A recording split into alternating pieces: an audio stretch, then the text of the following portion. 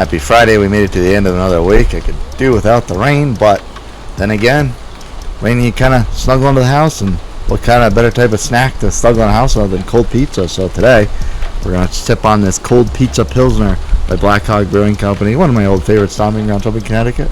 Let's see what it's all about right after the theme song.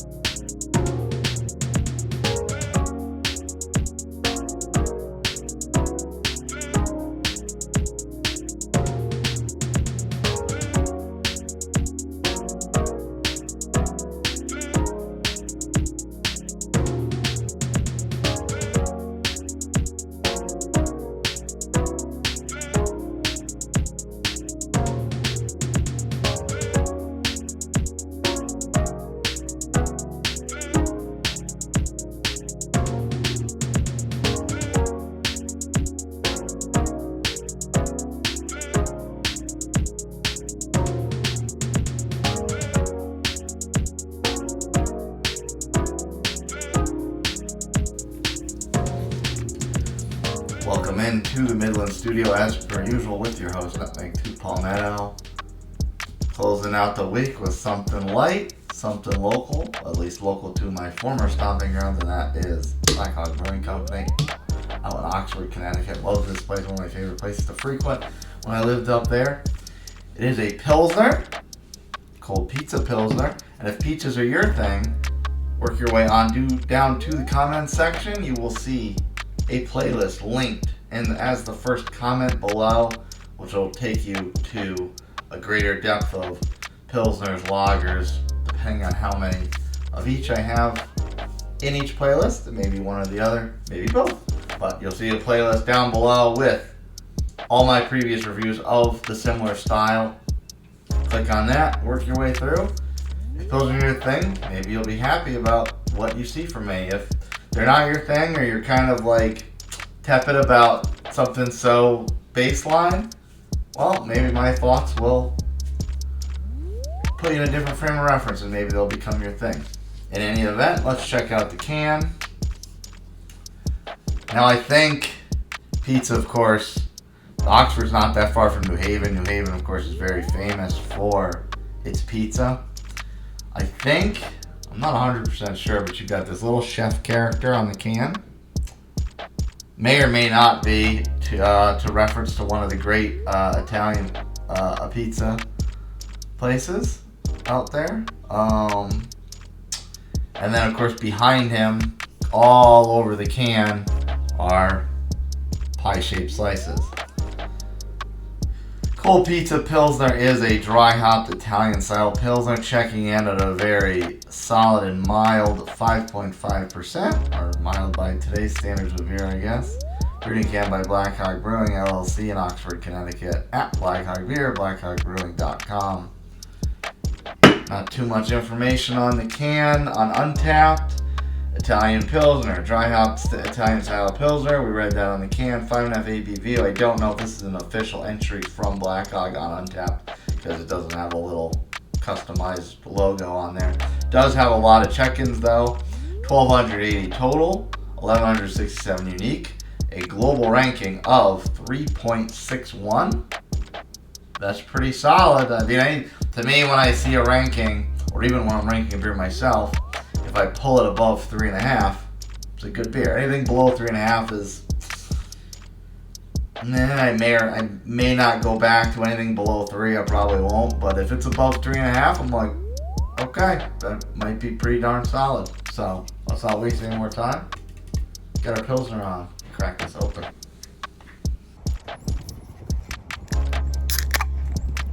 Crisp.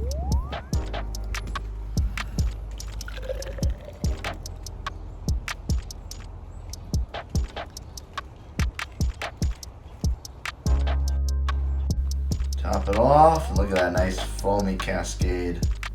Oh, the bubbles, the cascade, the carbonation. It's a beautiful sight, is it not? Brought to you by the Hard Pour. Nice creamy foam head on top of a Pilsner, no less. Shadow. Oh, you can pretty clearly see my finger. So, I mean, it's got a little bit of cloud to it, but it's pretty darn transparent. I was getting a little bit of a lemony aroma when I popped and poured it. It's definitely there. It's definitely got a bit of that traditional lager type of aroma. A little bit of a lemony note. We don't typically think of lemon when you think of pizza. Once in a blue moon, you do find it in Pilsners, though. Yeah, it's light. It's a little bit of juicy due to that whatever that lemon note is. Not too much of the. I will say not too much that either rice or corn profile. It's definitely. I'm not getting any of that. At least not. That's not being just overwhelmed by the lemon. So in any event, let's take a sip, shall we?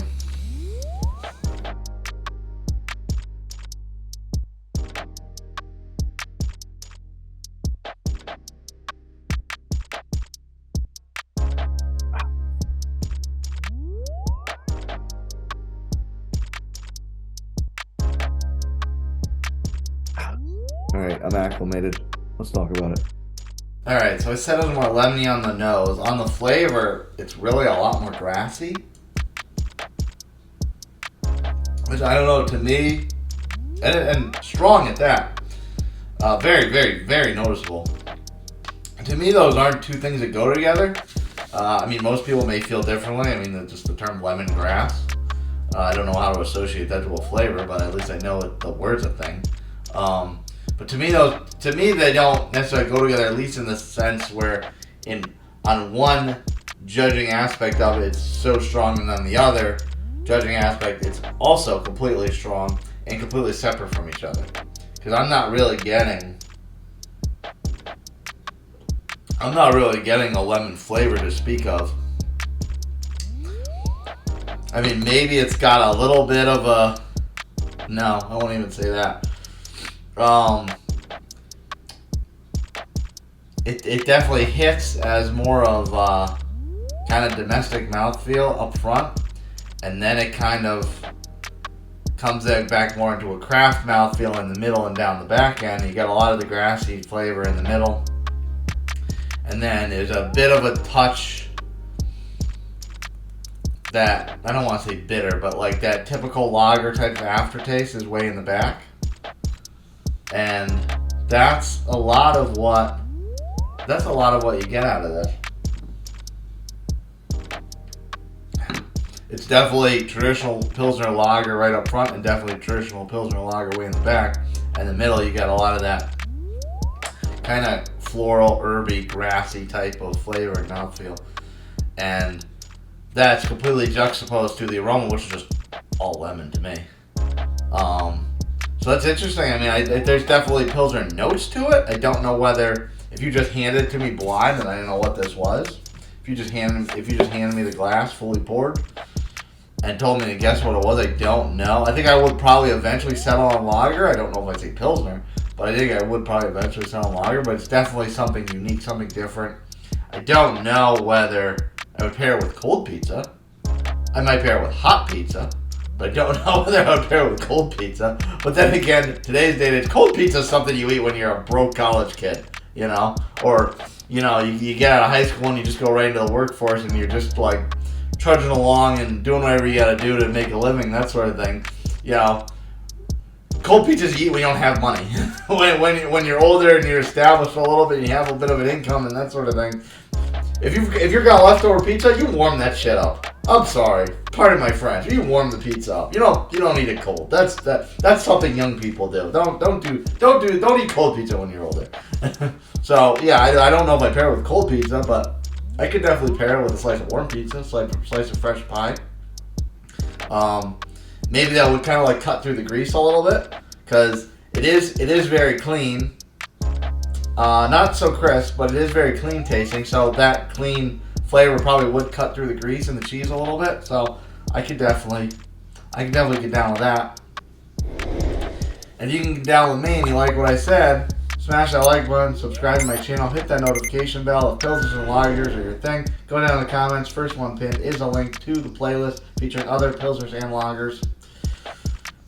And if you want to recommend a beer to me, or maybe send me a beer, email me, nutmeg2palmetto@gmail.com.